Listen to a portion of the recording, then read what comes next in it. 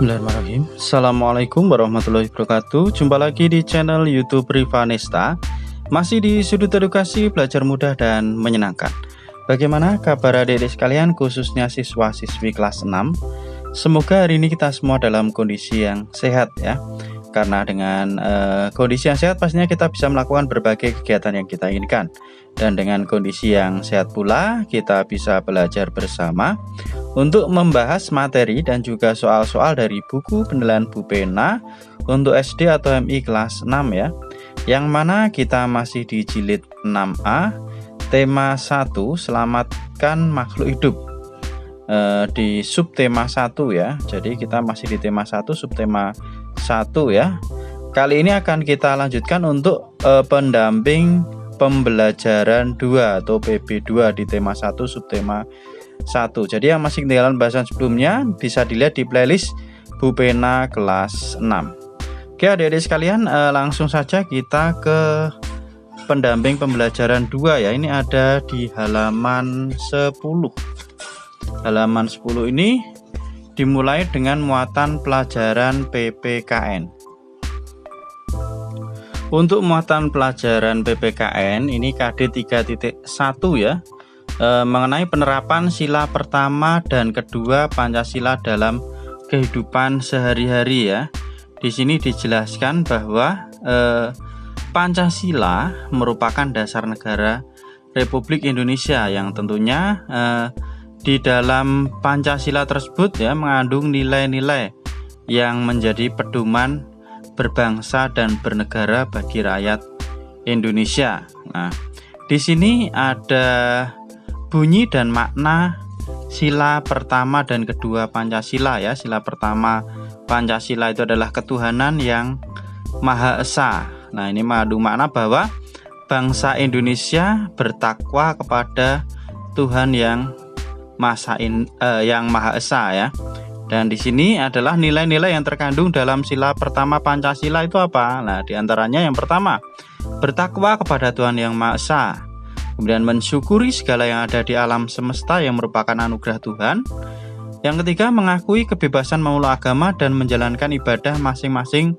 Serta yang keempat, menghormati dan saling menjaga kerukunan antar pemeluk agama. Nah, ini adalah nilai yang terkandung dalam sila pertama Pancasila. Kemudian bagaimana penerapannya dalam kehidupan sehari-hari?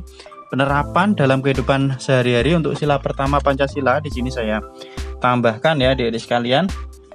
Penerapannya diantaranya, nah ini menjalankan ibadah sesuai perintah agama. Jadi kita bisa menerapkan sila pertama Pancasila itu ini, menjalankan ibadah sesuai perintah agama.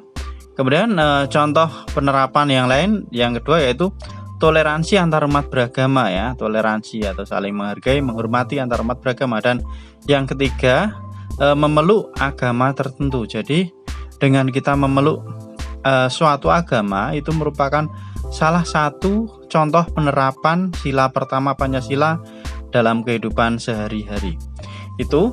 Kemudian untuk yang sila kedua yang berbunyi kemanusiaan yang adil dan beradab, di sini nilai-nilai yang terkandung dalam sila kedua yaitu yang A, mengakui persamaan derajat antar sesama manusia, kemudian mengakui persamaan hak dan kewajiban antar warga negara, mengembangkan sikap tenggang rasa, saling menyayangi sesama manusia, dan juga gemar melakukan kegiatan kemanusiaan. Ini nilai yang terkandung ya. Kemudian bagaimana penerapannya dalam kehidupan sehari-hari? Nah, ini contohnya penerapan sila kedua dalam kehidupan sehari-hari, misalnya membantu korban banjir ya, ini salah satu contohnya. Di sini juga sudah saya tambahkan penerapan sila kedua dalam kehidupan sehari-hari. Tadi yang pertama membantu korban banjir, kemudian misalnya selalu bersikap sopan dan santun. Kemudian yang ketiga, menghormati hak orang lain. Ini adalah contoh penerapan sila kedua Pancasila dalam kehidupan sehari-hari. Oke, itu mungkin sedikit materi untuk muatan pelajaran PPKN ya adik-adik sekalian. Sekarang kita menuju ke keterampilan kinerja praktek. Untuk keterampilan kinerja praktek di sini, nah kita diminta untuk menyampaikan hasil diskusi ya Jadi kita diminta untuk berkelompok berdiskusi. Nah, kemudian di sini ada beberapa contoh kejadian nanti didiskusikan ya. Nah, pertanyaan yang ketiga, diskusikan kejadian-kejadian yang ditujukan pada tabel tersebut bersama kelompokmu. Tentukan kegiatan apa yang sesuai dengan nilai sila pertama dan kedua Pancasila ya. Jadi di sini ada 5 kegiatan. Kita bisa menentukan mana yang sesuai dengan sila pertama dan kegiatan yang mana sesuai dengan sila kedua. Di sini langsung tuliskan di samping ya adik-adik. Oke, kegiatan yang pertama, menjaga kerapian dan kebersihan taman kota. Ini sesuai dengan sila kedua ya. Ini saya tuliskan 2 berarti sesuai dengan sila kedua Pancasila. Kemudian mengizinkan tetangga meminta tanaman obat di rumah. Ini juga sesuai dengan sila kedua Pancasila, yaitu kemanusiaan yang adil dan beradab. Sedangkan menjaga kebersihan lingkungan tempat tinggal, merawat tumbuhan di pekarangan secara teratur, dan mensyukuri anugerah Tuhan berupa tumbuhan yang ada di Indonesia adalah sesuai dengan sila pertama Pancasila, yaitu ketuhanan yang Maha Esa. Jadi jawaban untuk soal nomor 3 sudah bisa terjawab ya adik-adik. Mungkin bisa didiskusikan lagi. Nah, tapi menurut saya ini ya, jadi nomor 1, 2 itu sila kedua, sedangkan nomor 3, 4, dan 5 itu sesuai dengan sila pertama Pancasila. Kemudian untuk soal nomor 4, diskusikan juga soal-soal berikut bersama kelompokmu. Yang A, bagaimana cara mensyukuri anugerah Tuhan berupa tumbuhan? Nah, cara mensyukurinya dengan apa? Nah, dengan cara ini saya jawab ya, merawat tumbuhan dengan baik ya. Kita menjaga dan merawat tumbuhan dengan baik itu adalah salah satu cara mensyukuri anugerah Tuhan berupa tumbuhan. Kemudian pertanyaan selanjutnya, sudahkah kamu menerapkan nilai-nilai sila pertama Pancasila dalam kehidupan sehari-hari? Jika sudah, tuliskan caranya. Tentunya kita sudah pernah ya adik-adik. Di sini saya jawab untuk yang B, sudah ya. Caranya dengan apa? Dengan tekun beribadah, kemudian toleransi beragama ya. Itu untuk yang B. Kemudian untuk yang C, sudahkah kamu menerapkan nilai-nilai sila Pancasila dalam kehidupan sehari-hari? Ini mungkin yang dimaksud sila kedua ya.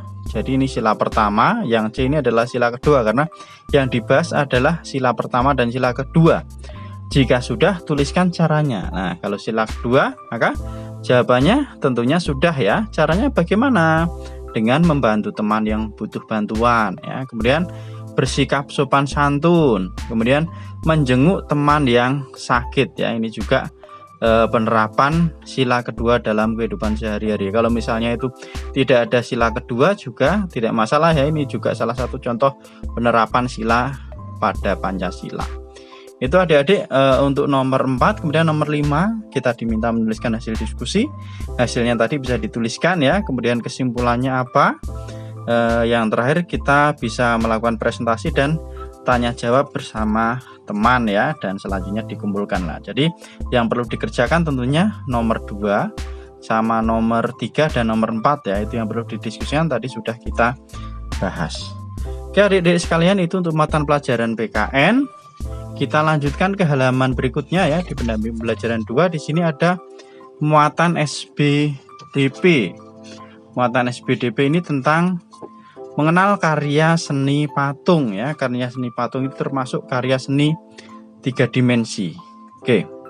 Jadi karya seni rupa itu terdiri atas karya seni 2 dimensi dan 3 dimensi. Nah, kalau 2 dimensi itu hanya memiliki panjang dan juga tinggi ya, atau mungkin lebar dan tinggi. Sedangkan karya seni 3 dimensi, ini contoh karya seni 2 dimensi, ada lukisan, ada kain batik ya. Kemudian untuk karya seni 3 dimensi ya, itu contohnya adalah patung. Ini selain memiliki panjang dan tinggi, dia juga memiliki lebar, sehingga dapat dilihat dari segala arah. Ini misalnya patung buah durian ya. Nah, patung adalah karya seni 3 dimensi yang meniru bentuk manusia, hewan, tumbuhan, ataupun benda yang dibuat menggunakan teknik tertentu ya. Ini ya sedikit penjelasannya. Kemudian beberapa fungsi patung ya, ini bisa dilihat ya adik-adik sekalian materinya. Langsung saja kita ke Ayo Berlatih. Ayo Berlatih untuk muatan SBDP, jadi menjelaskan karya seni patung, kemudian membuat karya seni patung sederhana dengan bahan plastisin. Oke. Perhatikan gambar di samping ya, nomor 1. Ini adalah Tugu Monas ya, atau Monumen Nasional. Ini ada di Jakarta ya. Apakah gambar tersebut termasuk karya 3 dimensi? Jelaskan. Lah, Tugu Monas ini termasuk salah satu jenis karya seni berupa patung ya. Nah, maka jelas dia merupakan karya seni 3 dimensi. Oke, jadi nomor 1 jawabannya adalah ya, termasuk karya 3 dimensi karena memiliki panjang, lebar, dan tinggi, serta dapat dilihat dari segala arah. Itu untuk nomor 1 ya adik-adik sekalian. Lanjut ke nomor 2. Apa perbedaan karya seni 2 dimensi dan karya seni 3 dimensi? Jelaskan. Nah, ini untuk nomor 2. Jadi karya seni 2 dimensi itu memiliki panjang dan tinggi, sedangkan untuk karya seni 3 dimensi itu selain memiliki panjang, lebar, dan juga tinggi, dia juga dapat dilihat dari segala arah. Jadi kalau 2 dimensi hanya panjang dan tinggi, kalau 3 dimensi memiliki panjang, lebar, dan tinggi ya. Contohnya 3 dimensi tadi adalah patung ya itu. Kalau 2 dimensi contohnya lukisan ya, kemudian ada kain batik, itu 2 dimensi. Itu untuk nomor 2. Kita lanjut ke nomor 3. Tuliskan salah satu jenis patung berdasarkan fungsinya yang ada di daerahmu. Kemudian tuliskan fungsi patung tersebut. Nah, ini contohnya ya. Monas atau Monumen Nasional ini untuk mengenang ya jasa para pahlawan. Ini terletak di Jakarta. Nah, misalnya adik-adik tinggalnya di mana? Di Semarang. Seperti saya tinggalnya di Semarang ya. Nah, ini contohnya ada Tugu Muda ya. Ada Monumen Tugu Muda ya. Ini fungsinya untuk mengenang jasa pahlawan ya, para pahlawan ketika terjadi pertempuran 5 hari di Semarang. Nah, itu jadi mungkin kalau adik-adik tinggal di Ambarawa atau mungkin tinggal di Surabaya, itu juga ada patung Sura dan juga buaya ya. Kemudian kalau di Bandung ya, silahkan adik-adik bisa tuliskan ya patungnya di sana apa aja, kemudian fungsinya itu untuk apa. Itu adik-adik sekalian untuk muatan pelajaran SBDP ya. Kemudian untuk yang nomor 4 ini silahkan bisa dikerjakan sendiri karena diminta untuk mempraktekkan ya, membuat patung ya dari plastisin atau clay atau tanah liat. Mungkin adik-adik bisa membuat buah-buahan atau apa lah ini ya. Kita diminta salah satu jenis buah kesukaan. Oke, itu adik-adik untuk pendamping pembelajaran 2 di tema 1 subtema 1. Untuk pendamping pelajaran 3 nanti kita bahas di video berikutnya ya. Terima kasih sudah meluangkan waktu untuk belajar bersama. Mohon maaf apabila ada kekurangan. Silahkan pertanyaan atau saran bisa dituliskan di kolom komentar untuk kita diskusikan bersama-sama. Dan yang masih ketinggalan bahasan sebelumnya bisa dilihat di playlist Bu Pena kelas 4 ya. Tetap ikuti terus pembahasan berikutnya di channel YouTube Rivanista. Sekali lagi terima kasih dan mohon maaf. Saya akhiri. Assalamualaikum warahmatullahi wabarakatuh.